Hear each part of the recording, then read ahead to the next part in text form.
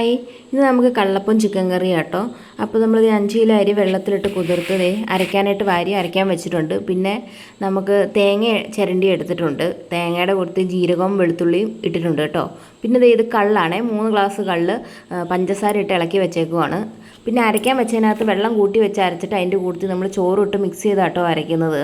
ചെറുതായിട്ട് ലീക്കായിട്ടുണ്ട്, കുഴപ്പമില്ല. പിന്നെ അത് അരച്ച് കഴിഞ്ഞ് നമ്മൾ ഇതുപോലെ ചരുവത്തിലേക്കാണ് ഒഴിക്കുന്നത്. അപ്പോൾ നമുക്ക് ഇളക്കി വയ്ക്കാനും എല്ലാത്തിനും സൗകര്യം അത് തന്നെയായിരിക്കും കേട്ടോ. അപ്പോൾ വെള്ളം കൂട്ടി അരച്ചതിനകത്ത് കുറവായതുകൊണ്ട് നമ്മൾ പിന്നെയും ചോറിടുവാണ്. ചോറിട്ട് അരയ്ക്കാം. അപ്പോൾ എല്ലാം കഴിഞ്ഞു. ലാസ്റ്റ് നമ്മുടെ 5 കിലോ അരി ഫൈനലി കഴിഞ്ഞിട്ടുണ്ട്. ലാസ്റ്റ് ട്രിപ്പാണിത്. അത് കഴിഞ്ഞു തേങ്ങ അരയ്ക്കുവാണ്. തേങ്ങയും ജീരകവും നമുക്ക് വെള്ളം ഒഴിച്ച് അരച്ച് സെപ്പറേറ്റ് ആട്ടോ അരയ്ക്കുന്നത്, അത് ചേർക്കാം. ഇനിയിപ്പോൾ തേങ്ങ വെള്ളം ഒഴിച്ച് അരച്ച് കഴിഞ്ഞാൽ പിന്നെ നമുക്ക് അരയ്ക്കാനുള്ളത് ചോറാണേ. അപ്പോൾ ചോറ് അരയ്ക്കുന്ന കൂട്ടത്തിൽ നമുക്ക് കള്ള് ഒഴിച്ച് അരയ്ക്കാം കേട്ടോ. അപ്പോൾ ഈ കാണുന്ന കള്ളിനകത്ത് നമ്മൾ പഞ്ചസാര ഇട്ട് ഇളക്കി വെച്ചതാണെന്ന് പറഞ്ഞല്ലോ. ഈ ചോറിൻ്റെ കൂട്ടത്തിൽ തന്നെ നമ്മൾ കള്ള് ഒഴിച്ച് അരയ്ക്കാം. ഈ ഗ്ലാസ്സിന് 4 ഗ്ലാസ് കള്ളുണ്ടായിരുന്നു കേട്ടോ. നമ്മൾ ഷാപ്പിൽ നിന്ന് മേടിച്ചപ്പോൾ 3 ആയിരുന്നു. അപ്പോൾ അത് ഒഴിച്ച് നമുക്ക് അരച്ച് എല്ലാം കൂടെ ഒരുമിച്ച് ഒഴിച്ച് വയ്ക്കാം കേട്ടോ. അപ്പോൾ ചോറ് ലാസ്റ്റ് ട്രിപ്പ് അരച്ചു. ഇനി നമുക്ക് മിക്സിയൊക്കെ ഒന്ന് ക്ലീൻ ചെയ്യാം. കുറച്ച് അവിടെ ഇവിടെയൊക്കെ ഒഴുകിപ്പോയായിരുന്നല്ലോ. അപ്പോൾ അത് ക്ലീൻ ചെയ്തു. മിക്സി മാത്രം കേട്ടോ, ഫുള്ളായില്ല. ഇനി നമുക്ക് അരച്ചതെല്ലാം നല്ലോണം കൈയിട്ട് മിക്സ് ചെയ്ത് ഇളക്കി വെക്കണം കേട്ടോ. എന്നാലാണ് നന്നായിട്ട് പുളിക്കുകയുള്ളൂ. നമ്മൾ തവിയിട്ടൊന്നും ഇളക്കിയിട്ട് കാര്യമില്ല. കൈ കൊണ്ട് നല്ലോണം ഇളക്കി മിക്സ് ചെയ്യുമ്പോൾ അത് നന്നായിട്ട് പുളിക്കും. ഇപ്പോൾ കണ്ട ഈ ഒരു കൊഴുപ്പിലാട്ടോ അരച്ച് വെച്ചേക്കുന്നത്. പിന്നെ ചിക്കൻ കറിക്ക് വേണ്ടിയിട്ട് നമുക്ക് സവോള, ഇഞ്ചി, വെളുത്തുള്ളി എല്ലാം നന്നാക്കി കഴുകി വെച്ചിട്ടുണ്ട്. പിറ്റേ ദിവസം വെളുപ്പിനെ 2:15 ആയിട്ടുണ്ട് കേട്ടോ. നമ്മൾ ഫ്രിഡ്ജിനകത്ത് വെച്ചായിരുന്ന ചിക്കനും സവോളയും എല്ലാം നമ്മൾ പുറത്താക്കി വെച്ചിട്ടുണ്ട്. ഇഞ്ചിയും വെളുത്തുള്ളിയും ഒക്കെ ചതച്ച് വെച്ചേക്കുന്നതാണേ. ഇനി അപ്പോൾ നമുക്ക് നമ്മൾ അരച്ച് വെച്ചായിരുന്ന മാവ് 2 പാത്രത്തിലാക്കി വെച്ചു കേട്ടോ. അല്ലെങ്കിൽ നമുക്ക് പുളിച്ച് പൊങ്ങി താഴെ പോയാലോ. അപ്പോൾ ഇതിനകത്ത് വെച്ചേക്കുന്നത് ചരുവത്തിൽ വെച്ചേക്കുന്നത്. ഒന്ന് അണ്ടാവിലും ഒന്ന് ചരുവത്തിലാട്ടോ വെച്ചേക്കുന്നത്. അപ്പോൾ അത് നന്നായിട്ട് പുളിച്ചിട്ടുണ്ട്. ഇനി നമുക്ക് എളുപ്പ പണിക്ക് എന്നാ ചെയ്യേണ്ടതെന്ന് അറിയാമോ? ഇത്രയും സവോളയില്ലേ, നമുക്കിത് കുക്കറിൽ അടിച്ചെടുക്കാം കേട്ടോ. അതായത് സവോളയും കറിവേപ്പിലയും ഉപ്പും മഞ്ഞൾപ്പൊടിയും കൂടെ നമുക്ക് കുക്കറിൽ അടിച്ചെടുക്കാം. ഇതിപ്പോൾ ഇത്രയും സവോള ഉള്ളതുകൊണ്ട് ഞാൻ 2 ട്രിപ്പായിട്ടാണ് അടിച്ചെടുക്കുന്നത്. അപ്പോൾ നമുക്കിത് ഉപ്പിടാം. അതിൻ്റെ കൂട്ടത്തിൽ തന്നെ കുറച്ച് മഞ്ഞൾപ്പൊടിയും ചേർത്ത് ഒരു ഗ്ലാസ് വെള്ളം ഒഴിക്കണം കേട്ടോ. അല്ലെങ്കിൽ ചിലപ്പം അടിക്ക് പിടിച്ചാലോ, പിടിക്കില്ല എന്നാലും. ഇതിന് നമുക്ക് അടുപ്പത്ത് വെച്ചിട്ട് ഒരു 3 വിസിൽ അടുപ്പിക്കുക കേട്ടോ.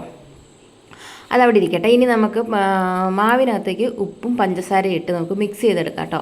2 എണ്ണത്തിലും ഇട്ട് മിക്സ് ചെയ്യണം. അപ്പോൾ ആദ്യം ഇതിനകത്തിട്ട് ഇളക്കാം. അത് നമ്മൾ നന്നായിട്ട് ഇളക്കി യോജിപ്പിച്ച് കഴിഞ്ഞിട്ട് അടച്ച് വെക്കണം. അപ്പോൾ നമ്മൾ ഉണ്ടാക്കാൻ സമയമാകുമ്പോൾ അത് ഒന്നും കൂടെ ഒന്ന് പൊങ്ങി വരും കേട്ടോ. അപ്പോൾ നമ്മുടെ അണ്ടാവിനകത്ത് കഴിഞ്ഞു. ചരുവത്തിലാണ് നമ്മൾ അടുത്തത് ഉപ്പും ഇതും ഇടുന്നത്. ഇതെല്ലാം ഒന്നിച്ച് മിക്സ് ചെയ്ത് 2 പാത്രത്തിലിട്ട് ഇളക്കിയാലും നമ്മൾ എല്ലാം കൂടെ ഒന്നിച്ച് മിക്സ് ചെയ്ത് അണ്ടാവിനകത്ത് ആക്കി വെക്കും കേട്ടോ. അപ്പോൾ ഇതിൻ്റെ എല്ലാം ഉപ്പും പുളിയൊക്കെ അറിയാൻ വേണ്ടിയിട്ടാണ് 2 പാത്രത്തിൽ തന്നെ ഇട്ട് നമ്മൾ മിക്സ് ചെയ്യുന്നത്. അപ്പം നമുക്ക് ചരുവത്തിലുള്ളതും കൂടെ ഇളക്കി മിക്സ് ചെയ്യാം കേട്ടോ. അപ്പം ഉപ്പും പുളിയും കറക്റ്റാണെന്ന് ഇപ്പോൾ നോക്കണം കേട്ടോ.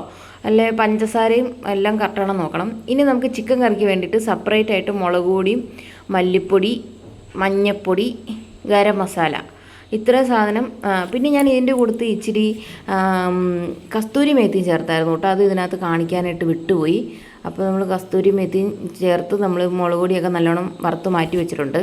ഇനി എണ്ണ ഒഴിച്ചു. കടുക് പൊട്ടി കഴിയുമ്പോൾ നമുക്ക് ഇഞ്ചിയും വെളുത്തുള്ളിയും ചതച്ച് വെച്ചതും അതിൻ്റെ കൂട്ടത്തിൽ പച്ചമുളക് അരിഞ്ഞതും കൂടെ ചേർക്കാം കേട്ടോ.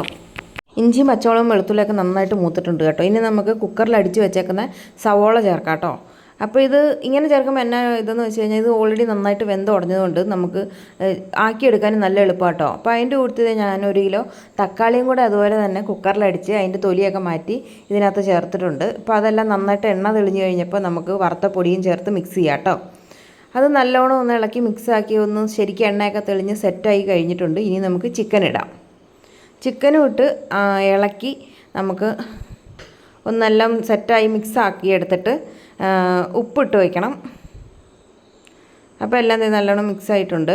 ഇനി നമുക്ക് ഇതിനകത്തേക്ക് ഉപ്പും കൂടെ ചേർക്കാം കേട്ടോ. ഉപ്പിട്ടിട്ടുണ്ട്.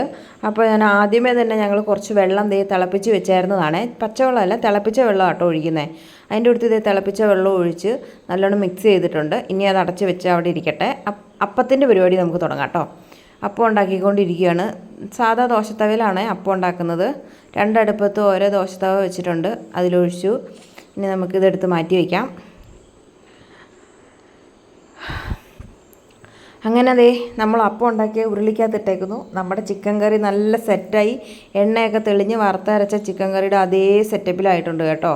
ഇത് കണ്ടോ, നല്ല കുറുകി കറി ആവശ്യത്തിന് ഗ്രേവിയൊക്കെ ആയിട്ടുണ്ട്. എല്ലാം റെഡിയായി. പക്ഷെ നമുക്ക് കഴിച്ച് കാണിക്കാൻ സമയം കിട്ടിയില്ല. സോറി. Okay, by.